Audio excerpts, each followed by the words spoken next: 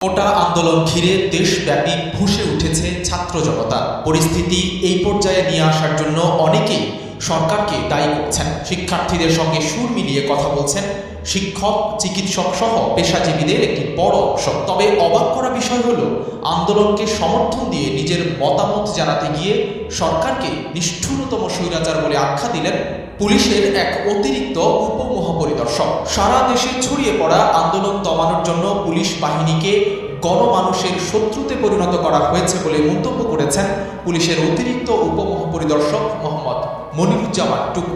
সামাজিক যোগাযোগ মাধ্যম ফেসবুকে এ সংক্রান্ত এক দীর্ঘ পোস্ট করেছেন তিনি। মুহূর্তের মধ্যে তার এই স্ট্যাটাস ভাইরাল হয়ে পড়ে। দেশ জুড়ে শুরু হয় ব্যাপক সমালোচনা। গত বৃহস্পতিবার ঊর্ধ্বতন এই পুলিশ কর্মকর্তা নিজের ফেসবুক আইডিতে কোটা বিরোধী আন্দোলনকে কেন্দ্র করে আইন শৃঙ্খলা রক্ষাকারী বাহিনীর গুলিতে নিহতদের নিয়ে ক্ষোভ প্রকাশ করে একটি পোস্ট দেন।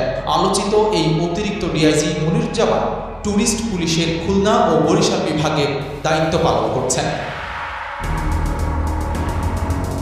মনিরুজ্জামান তার ফেসবুক পোস্টে লিখেছেন, বিবেকের তাড়নায় ক্ষতবিক্ষত হচ্ছি। শিশু, কিশোর, যুবক, যুবতী সহ 2 শতাধিক মানুষকে গুলি করে হত্যা করা হয়েছে। এই হত্যাকারীরা হলো বাংলাদেশের আইন শৃঙ্খলা রক্ষাকারী বাহিনীর সদস্য, যাদের জীবিকা চলে জনগণের ট্যাক্সের টাকায়। আইন শৃঙ্খলা রক্ষাকারী বাহিনীর একজন সদস্য হিসেবে নিজেকে বড় অপরাধী মনে হচ্ছে। লজ্জিত ও অপমানিত বোধ করছি। পুলিশের অতিরিক্ত উপমহাপরিদর্শক মোহাম্মদ মনিরুজ্জামান টুকু আরও বলেন, শত বছরের ইতিহাসে পৃথিবীর কোনো নিষ্ঠুরতম স্বৈরাচারী সরকারের আদেশে মাত্র 2-3 দিনের মধ্যে এত শিক্ষার্থীকে হত্যা করার নজির নেই। কি অমানবিক আর বিবেকহীনদের দেশে বসবাস করছি। এত বড় নৃশংস হত্যাকাণ্ডের দায় নিয়ে এখন পর্যন্ত সরকারের কোনো মন্ত্রী, প্রতিমন্ত্রী, আইন শৃঙ্খলা রক্ষাকারী বাহিনীর কোনো পদস্থ কর্মকর্তা পদত্যাগ করেননি। অথচ এরা নিজেদের ক্ষমতা ও সীমাহীন দুর্নীতির স্বার্থে পুলিশকে রাজনৈতিক হাতিয়ার হিসেবে ব্যবহার করছে। এই প্রক্রিয়ায় পুলিশ বাহিনীকে গণমানুষের শত্রুতে পরিণত করা হয়েছে বলে মন্তব্য করেন মোহাম্মদ মনিরুজ্জামান টুকু। তিনি বলেন, মানুষের পুঞ্জীভূত ক্ষোভ এতটাই প্রবল হয়ে উঠেছে যে পুলিশের শত শত যান, পুলিশের স্থাপনাসমূহ জ্বালিয়ে পুড়িয়ে ছারখার করে দেওয়া হচ্ছে।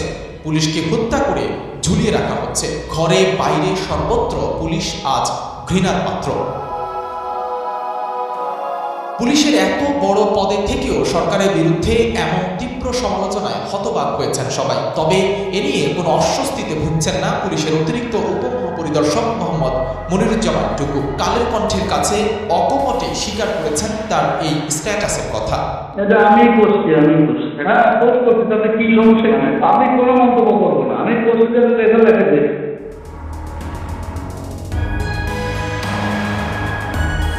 একজন ঊর্ধ্বতন পুলিশ কর্মকর্তার এসব মন্তব্যে বেজায় ক্ষুব্ধ হয়েছেন আওয়ামী লীগের নেতারা। তারা এই কর্মকর্তাকে পথভ্রষ্ট হিসেবে আখ্যা দিয়েছেন। সাইদ রহমান, কালের কণ্ঠ।